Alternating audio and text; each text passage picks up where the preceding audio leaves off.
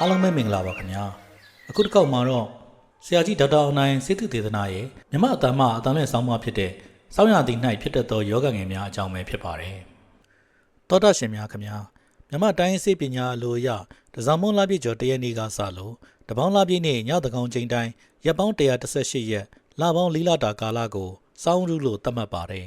အဲ့ဒီစောင်းရု4လကာလမှာအပြင်လောကဓာတ်ဩကာသလောကနဲ့လူသားတွေရဲ့တဏ္ဍာမှာဖြစ်ပေါ်တွေ့ရှိနေရမယ့်ပဂတိလက္ခဏာတွေကတော့1မိုးကာလမှာထက်အေးတဲ့ပူခြင်း2အပူဓာတ်တွေတဖြည်းဖြည်းရုပ်ရော့ကုန်ခန်းခြင်း3မိုးကြံနှင်းပွဲတွေကျခြင်း4နွယ်မြတ်တစ်ပင်တွေမှာဩဇာဓာတ်တက်ခြင်း5ကိုသားကိုရည်ကြမ်းခြင်း6ခြင်း6အေးကိုကြောက်ရွံ့ပြီးအပူကိုလိုလားခြင်း9စားကောင်းအိပ်ပျော်ခြင်း8အချင်းရတာကိုအကြိုက်များခြင်းတွေပဲဖြစ်ပါတယ်။အဲ့ဒီလက္ခဏာတွေရဲ့ဆန့်ကျင်ဘက်လက္ခဏာတွေကိုတွေ့ရရင်ကျန်းမာမှုပြပြနိုင်တဲ့အတွက်ကြိုတင်သတိပြုရမှာဖြစ်ပါတယ်။စောင်းရုလေးလဟာတိတတေဇောနဲ့အာဘောဓာတ်တို့ထကြွခြင်းဖြစ်ပါတယ်။တနည်းအားဖြင့်တလိပ်ဒေါသထကြွခြင်းဖြစ်တဲ့အတွက်တလိပ်ငြိမ်စာဖြစ်တဲ့အချင်းရတာကိုခန္ဓာကိုယ်ကလိုလားနှိမ့်ချိုက်နေခြင်းဖြစ်ပါတယ်။သောတာရှင်များခင်ဗျာ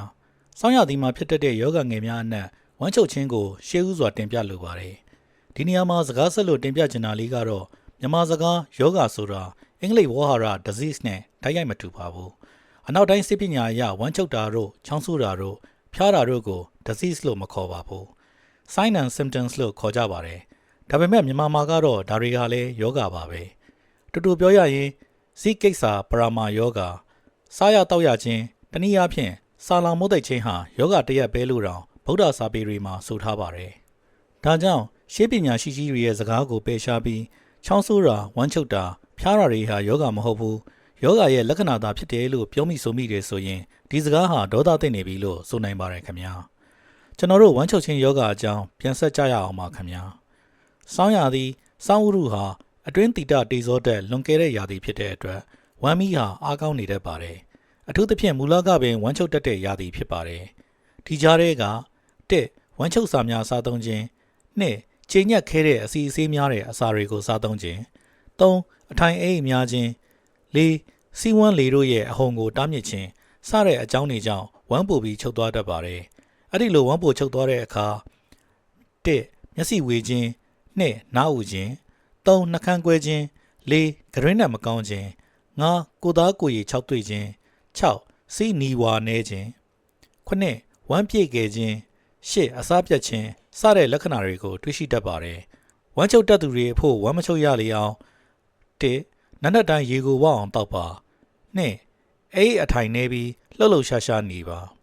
3စီးဝမ်းလေတို့ရဲ့အဟုန်ကိုမတားဆီးပါနဲ့4ဝမ်းချုပ်စာနဲ့အစီအစေးများတဲ့အစာတွေကိုရှောင်ကြဉ်ပါ5ဝမ်းချုပ်ရင်မကြီးမဲ့ဖြော်ရည်ကိုညအိပ်ရဝန်တိုင်းတောက်ပေးပါ6မကြီးမဲ့အနှစ်နဲ့ပြားရည်ရောဆက်ပြီးတနေ့ဖန်ခွက်တစ်ခွက်နှစ်ခွက်လောက်တောက်ပေးပါအလွန်လဲအရသာရှိပါတယ်ဝမ်းလေမှန်ပြီးအစာလေးကြည်စီပါတယ်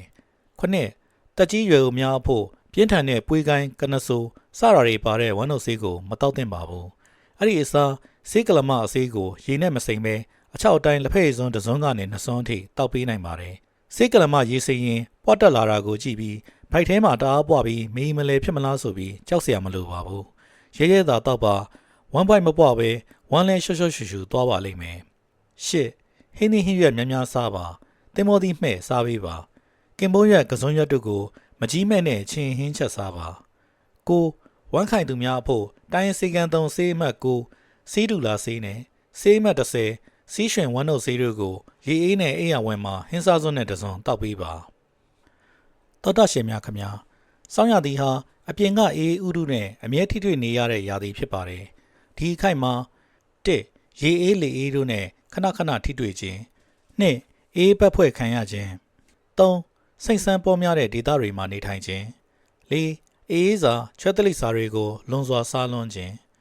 5ပင်ကိုအပူဓာတ်ခံအားနည်းခြင်းစတဲ့အကြောင်းတရားများကြောင့်ချမ်းဖျားတုံဖျားဖြစ်တတ်ပါတယ်အဲ့ဒီလိုအဖျားဝင်လာပြီဆိုရင်1အပူရှိန်အားနည်းခြင်း2အေးဓာတ်များပြားခြင်း3ခန္ဓာကိုယ်တုန်လှုပ်ခြင်း4လေးလံထိုင်းမှန်ခြင်း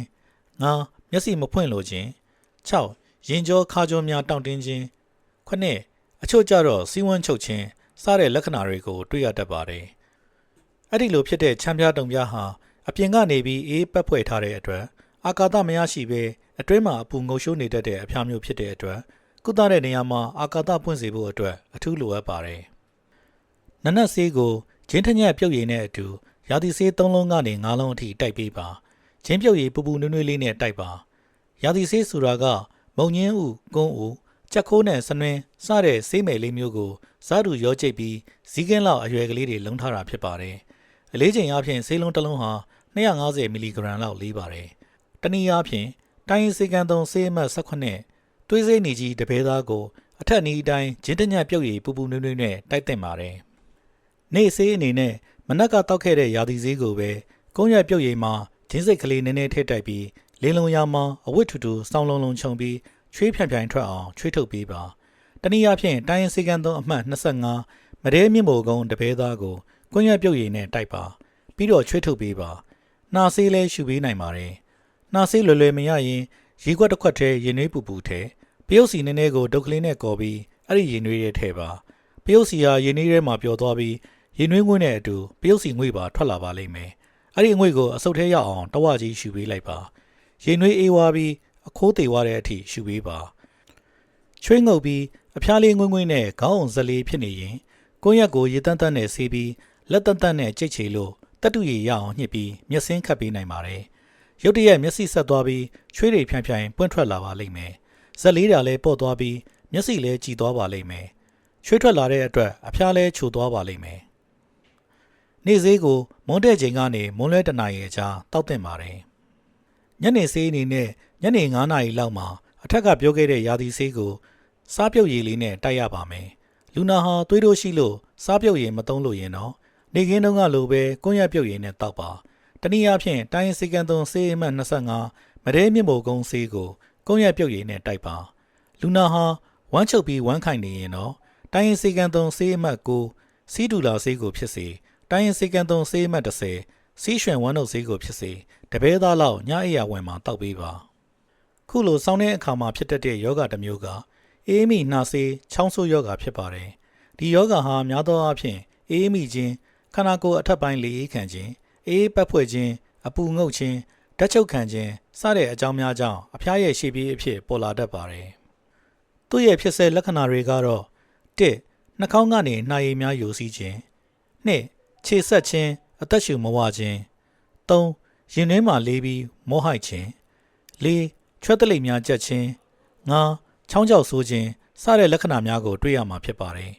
နှာစေးအေးမိချောင်းဆိုးယောဂါကိုပြုစုကုသဖို့အတွက်ကတော့1အဖျားမဝင်ရောက်နိုင်အောင်စောစောကအဖျားယောဂါမှာတော့တင်ပြခဲ့တဲ့ဆေးတွေကိုတတ်မှတ်တဲ့အချိန်စအတိုင်းတိုက်ကြွေးပါ2နှာစီးနေရင်စနစ်မုံစစ်စစ်ကိုရေနဲ့ဆူအောင်ကြိုချက်ပြီးရေနွေးမှိုင်းခံပေးပါနှာတံကိုပရုပ်စီလိမ့်ပေးပါပရုပ်စီမရှိရင်နှာတံကိုရေနံစီလိမ့်ပေးလို့လည်းရပါတယ်3မကြီးမဲ့ရှစ်ပဲသားစားလေးပဲသားရေကဟင်းစားစွန်းနဲ့နှစ်စွန်းရောဖြော်ပြီးမကြာခဏရှူပေးပါ4ချောင်းကြောက်စိုးနေခဲ့ရင်နှွေကြိုတစ်ချက်သားဇဝတ်သားတစ်ချက်သားကွန်းရွက်တစ်ချက်သားကိုရေသိမ့်ယုံနဲ့3ခွက်တစ်ခွက်တင်ကြိုပြီးတောက်ပါဒါမှမဟုတ်ကတော့ရွက်ကိုမီးအုံးပြီးတတုရရအောင်ညှစ်ယူပါစားသိမ့်ယုံထည့်ပြီးတစ်ချိန်မှာဟင်းစားစွန်းတစ်စွန်းလုံးတစ်နေ့3ချိန်လောက်တောက်ပေးပါနောက်တစ်နည်းကတော့တိုင်းရင်စေကန်းသုံးဆေးအမှတ်1နဲ့2သေမပုတ္တိကဆေးနဲ့လေမျိုး80စီးတို့ကိုပေါင်းဆက်ပြီးမကြာမကြာရက်ပေးပါရာသီလိုက်ဖြစ်တတ်တဲ့ယောဂငယ်များကိုတင့်လျော်တဲ့အစားအသောက်အနေထိုင်များနဲ့ပြုပြင်ဆင်ခြင်ပြီးတော့ကာကွယ်နိုင်ပါတယ်ဖြစ်ပွားလာရင်လည်းမပုတ်မဆပဲယောဂကုထုံးမှာတင့်လျော်တဲ့စေဝါဓာတ်စာစားသုံးပေးခြင်းနဲ့ပျောက်ကင်းနိုင်ပါတယ်ယောဂငယ်လေးပဲအာကန်တုနာပဲဆိုပြီးပေါ့ပေါ့ဆဆနေမိရင်တော့အမိုက်ကဆပြတ်တက်မိအောင်ဆိုသလိုပဲယောဂကြီးများအထိဆင့်ပွားဖြစ်ပေါ်လာနိုင်ပါကြောင်းသတိပေးပြောကြားရင်းညီကုန်းချုပ်အပ်ပါတယ်အဆုံးထိနားတော်တာဆင်ပြီးတဲ့အတွက်အားလုံးကိုအထူးပဲကျေးဇူးတင်ရှိပါတယ်မိတ်ဆွေအပေါင်းအသင်းများစီကိုလည်းစေပညာဘုဒ္ဓရအောင်ရှယ်ပေးဖို့မမေ့ကြပါနဲ့နော်